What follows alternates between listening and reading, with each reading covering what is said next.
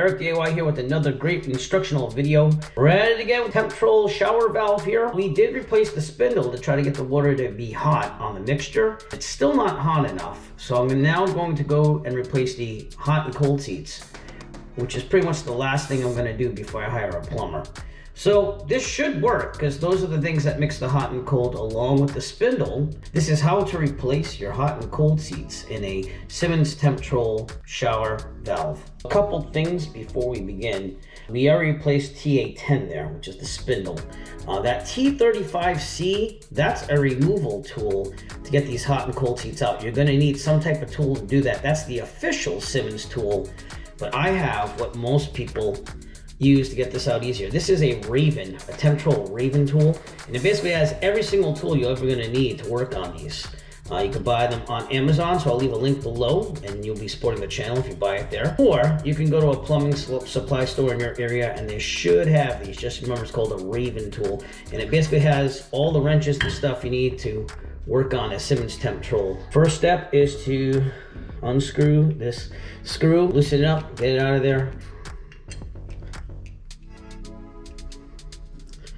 Like so. When working on a shower or anything, you want to cover up the drain hole, so that way if any parts fall through, they will not end up down the drain. The next step we're going to do is we're going to take this outer cap here, turn it to the left, and get it out of there. And we're just going to put all these parts to the side. So we have the screw, the handle, and this to the side, because we'll need those for putting it back later. The next step is going to be turning off the water. What I want you to know too is you're going to have to loosen up the handle a little bit before we touch this at all. So I'm going to actually put the handle back on, turn it till it's about here in the warm setting, and that way it gives some space to get the spindle out.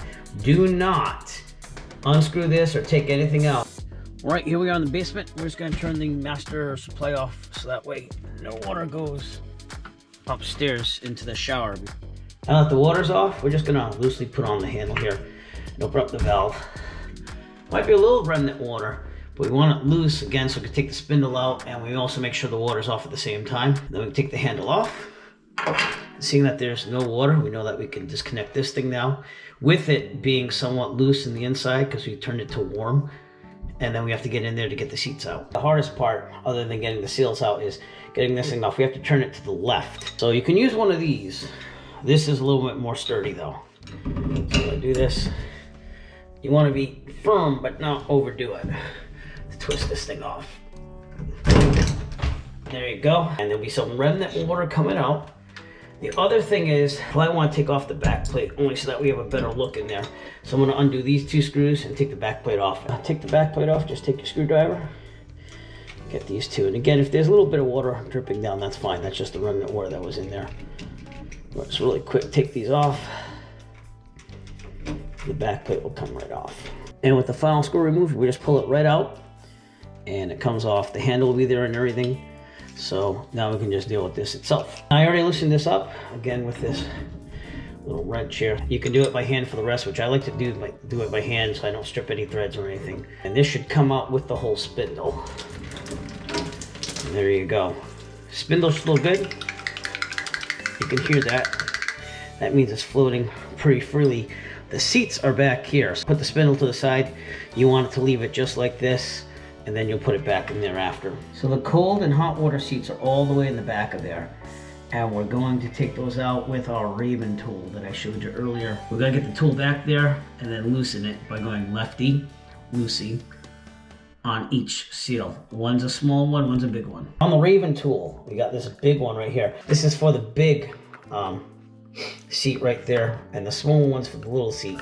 For the little seat, we're going to use this part of the Raven wrench. It's a square little indentation on it. So I'm going to go for the big one with this and the small one with this. Again, we'll just put it in the hole there, catch it, and turn it to the left. So that's what we're going to do. First, we're going to go for the small seat. So we're going to use this part of the Raven wrench. Again, a little square. We're going to put it all the way in the back. Make sure you get it all the way back there before you start turning. There we go. We got it to move. Right, and we're just going to turn it till it comes all the way out. So that's the small one. You just got to get it out. I just got to get that thing out of there. If I have to, I'll go get a little hook or something and get it out of there. All right, and I just got the end of a coat hanger. Got it wrapped around there. and I fished it out. So it should come out with a tool, but as you can see, it has these little notches right here. And that's all you have to grab it with the Raven tool. So you gotta be careful because you can strip those. For the big seal, I'm gonna use this part of the Raven tool. I'm gonna catch those edges. Make sure it's there, and turn to the left.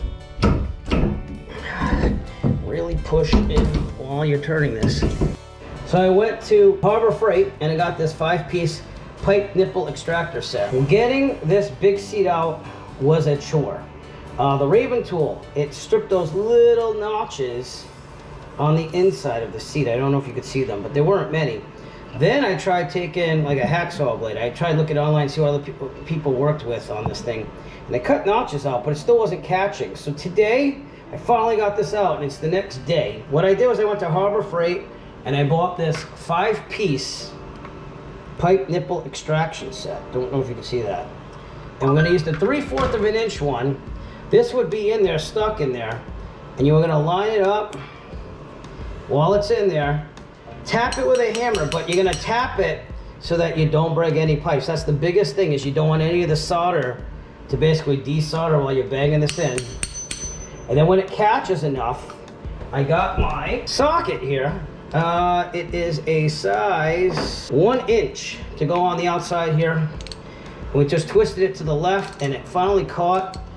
And it still stayed in there, but it was budging at that point. So somehow I got it loosened up, and I just took my finger and I rotated it to the left, and it came out. So that's how you get out a seat that will not cooperate with the Raven tool. I was afraid I was calling a plumber at this point, but I got it out.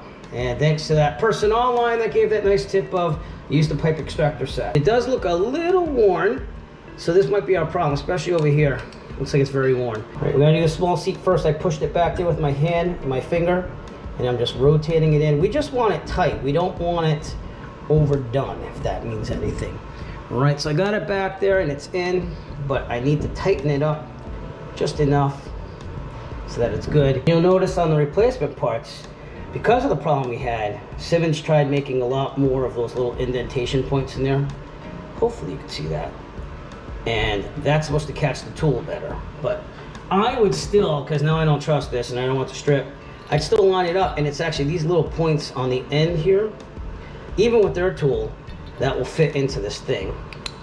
So you want to kind of dry fit it like that. It kind of hangs on the inside, but it's those little tips that are going to turn this in. I'm going to put it in there, start doing righty-tighty, and again, just to tighten it up. But we might have to push down a little bit while we put it in to catch those points. And just make sure it's turning and that you're not stripping any threads.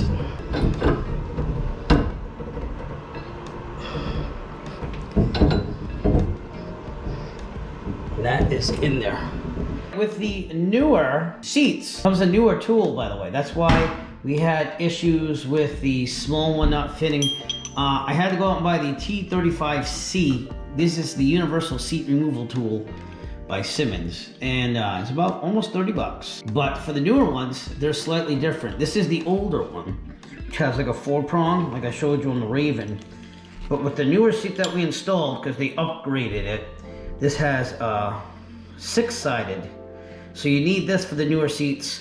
Also, this is for the new diverters, I guess, which I haven't really looked at that yet. And then for the small seats, the old one used to be a square, but the reason why we couldn't fit the Raven tool in is because you need like a hex one, just like this.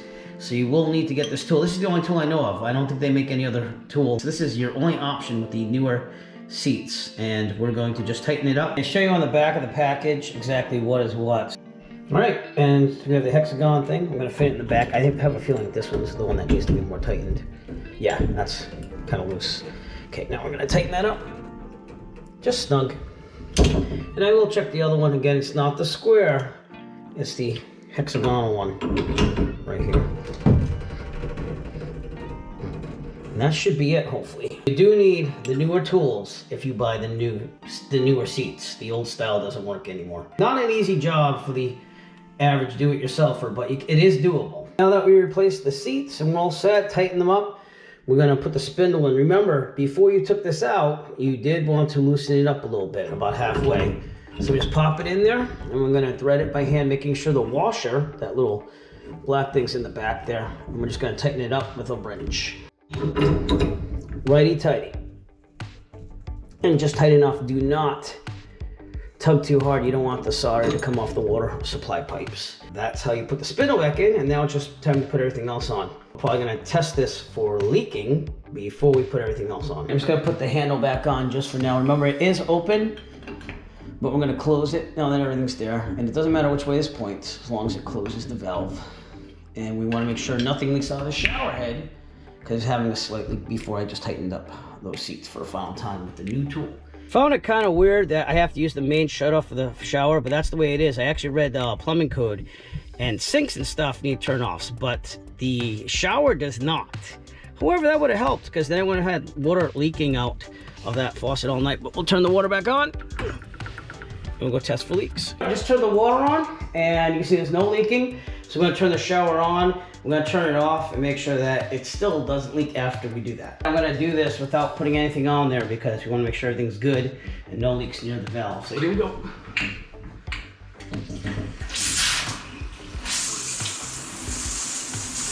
I got it all the way to hot. This is the only part you can replace other than the spindle to get the mix of hot and cold water correct. And guess what? We fixed the problem. This water is definitely a lot warmer. The seats do work. It was the seats that needed to be replaced, probably the rubber inside. It did look a little worn down. Now let's turn it off. Make sure that it doesn't leak. There'll be some residual drip, but it's gonna be pretty much off, which it looks like it is. But we'll come back in a couple minutes and just make sure.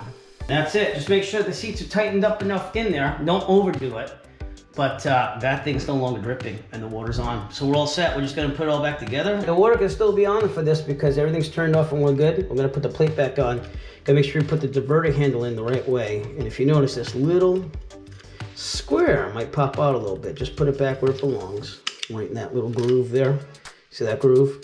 I'm gonna pop it right back in. It only goes in one way, so you might have to wiggle it, but I kinda kept it up there. It's good if you keep it in the middle, and I'll show you why in a second. And then just position your screws in the right place. I like to tighten by hand at first so I don't strip any threads. There's one. There's two. Just kind of hard to see at first. There we go. All right, and I'm just gonna screw those screws in. While I tighten this down, just know that the Simmons Temptrol, the newer versions can work on old ones like this. It's just that you're gonna need that updated tool. That Raven tool is probably not the one to get anymore because the seats they sell aren't the newer version. And that newer Simmons tool, it worked. It worked for what I needed. I didn't try extracting with it. I did need to get that pipe nipple extractor there to get the old one out, but that was the old version. I only had 4 points. So I don't know how good the tool is gonna be at removing the seat if you ever need to do this again. I'll leave a link in the description below to Amazon where you can purchase that. If you buy it from Amazon, you'll be helping out the Eric DIY channel, so we'll appreciate that. Next step, put the diverter handle right in the middle because this little cap's got to go back on. It screws onto the little threads right here, but it's easier to fit in there if you have that diverter handle down. So if you have it to the side, it can interfere with it. Just keep it straight down and just twist it righty-tighty. Now we just gotta put the handle back on and we are all set. Everything's working. The only thing I gotta do is put the screw back. I kinda misplaced it, but I'll find one or replace it later. That is how you replace the hot and the cold seats in the Simmons Temptrol. Yeah, please leave comments below. If you like this video, please give us a thumbs up and push that subscribe button below. While you're down there, also push on the bell notification icon so that way you'll be notified of future Eric DIY video releases. This fixed the whole hot and cold water problem mix that we have with the Simmons Temptrol. So this is the way to do it. You can try the spindle. I also have a video on how to replace just the spindle. But the hot and the cold seats will do it if the spindle doesn't. With that, thank you very much for watching and have a great night. As always, if you like this video, found it useful, please subscribe. And if you have a product that you would like reviewed, please contact Eric by emailing him at eric5150diy@gmail.com. Have a great day.